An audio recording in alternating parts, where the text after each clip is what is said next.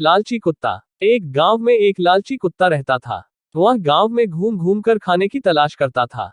वह इतना लालची था कि उसे जितना भी खाने के लिए मिलता था उसे कम ही लगता था। गांव के दूसरे कुत्तों के साथ पहले उसकी अच्छी दोस्ती थी, लेकिन उसकी इस आदत की वजह से सभी उससे दूर रहने लगे। लेकिन उसे कोई फर्क नहीं पड़ा, उसे सिर्फ अपने भाईजन से मतलब था। कोई ना कोई आते जाते उसे खाने के लिए कुछ ना कुछ दे ही देता था। उसे जो खाने को मिलता उसे वो अकेले ही चट कर जाता।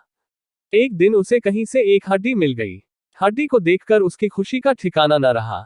उसने सोचा कि इसका आनंद तो अकेले ही लेना चाहिए। ये सोचकर वो गांव से जंगल की ओर जाने लगा।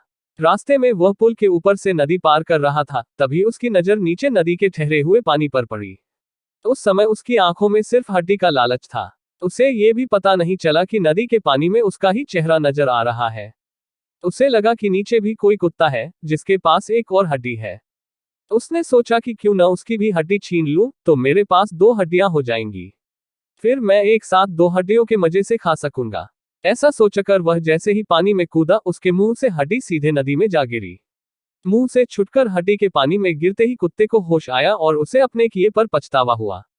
कहानी से सीख। इस कहानी से हमें ये सीख मिलती है कि हमें कभी भी लालच नहीं करना चाहिए। लालच करने से हमारा ही नुकसान होता है।